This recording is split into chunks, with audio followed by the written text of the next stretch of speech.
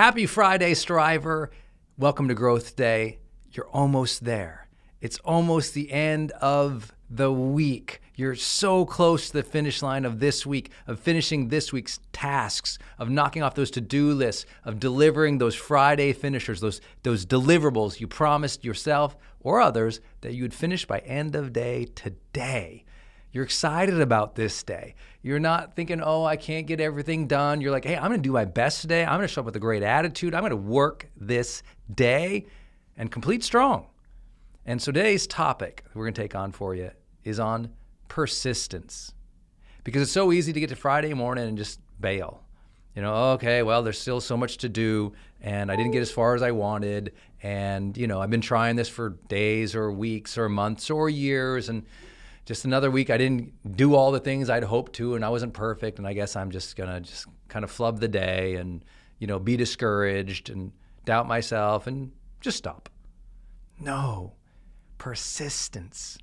One of my favorite words in all of the English language, the idea that you will persist, and I think that's so beautiful about persistence is it's this long-term mindset, isn't it?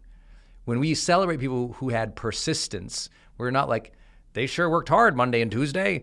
It's like, no, man, it's like month after month or year after year or decade after decade. It's the celebration of people who stick to those passions and those dreams and work hard through it and make it happen through the ups and the downs. And ultimately, not only do they win and are they recognized for that win, but more importantly, internally, they had the greatest win of all.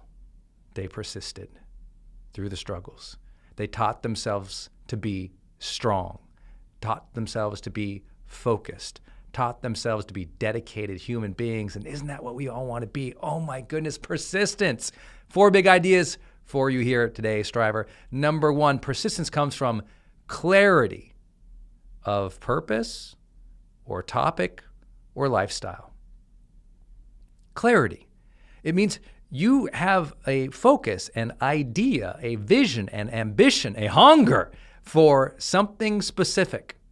You want to achieve that thing, that purpose or that goal, or you want to work on that topic until there is mastery or winning, or you want to have that type of lifestyle so you dedicate yourself to creating it and improving it and becoming it.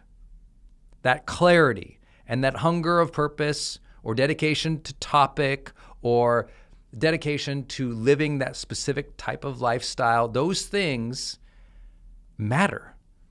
Because without clarity, you just won't persist. You'll just bounce on to the next thing, that next shiny object, that next distraction, that next fancy new opportunity. And all of a sudden, your days and your weeks and your months and your years start looking like all these sidetracks and random spider webs of effort.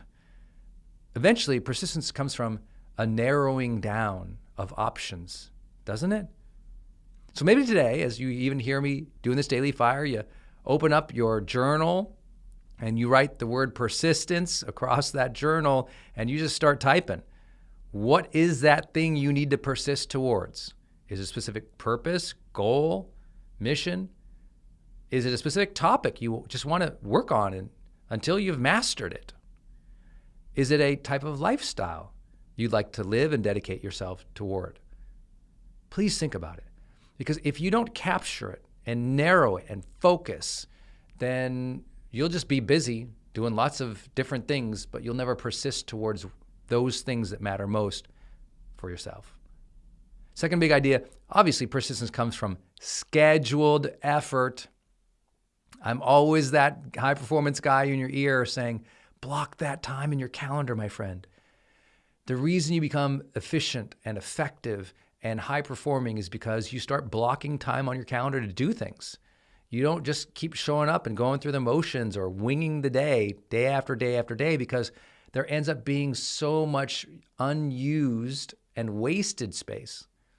Don't worry, if you read High Performance Habits, you know you don't have to schedule every hour of the day. It's actually not about cramming too much in or like burning out or scheduling yourself to overwhelm. That's actually not the practice. The practice is to ensure that about 60% of your week is dedicated to moving towards things that really move the needle.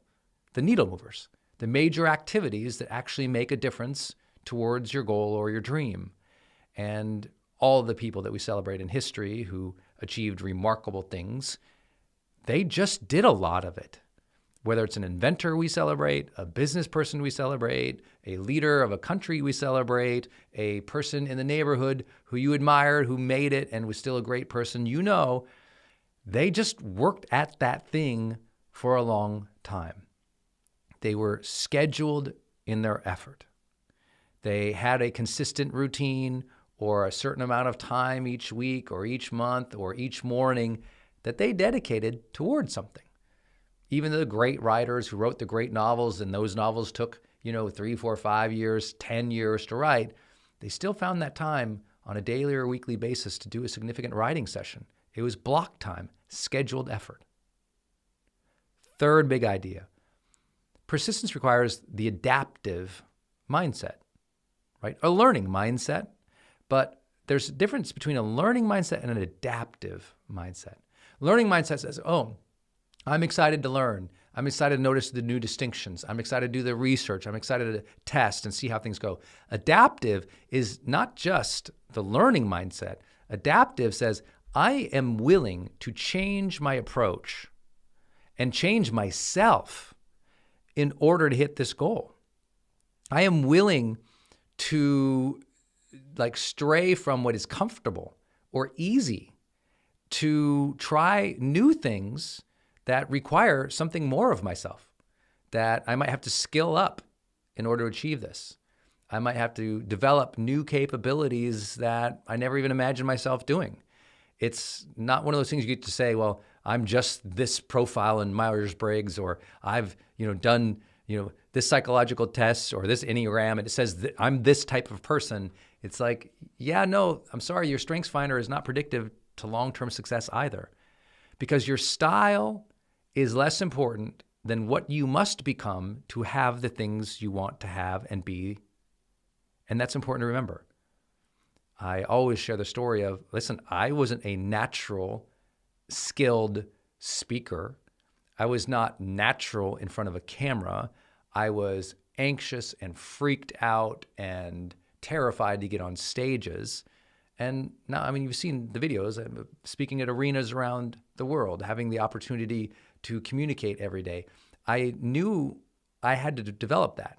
Even though all my psychological profiles say I was introverted, I knew I had to learn to become more comfortable with people and large groups of people and expending a certain type of energy and learning to renew it faster, even though that's not my natural quote unquote style or my profile.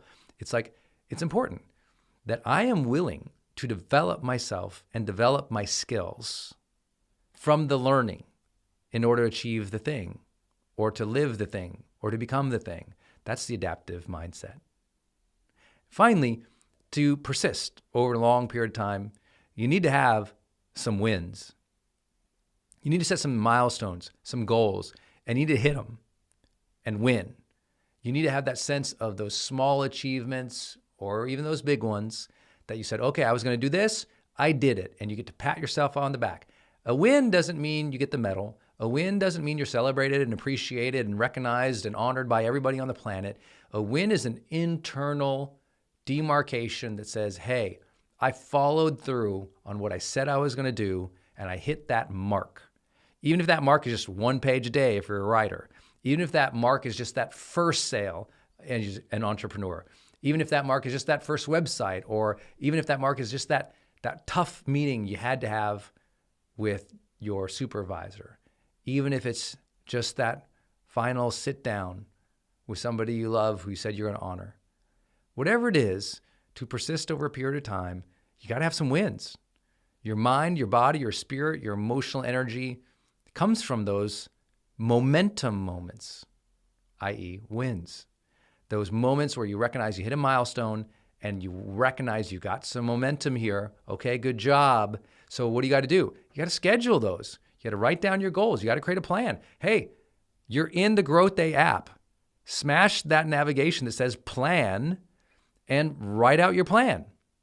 Just type down the activities or the to-do lists and set those schedules and deadlines and reminders and knock off those bullet points. Get that plan done.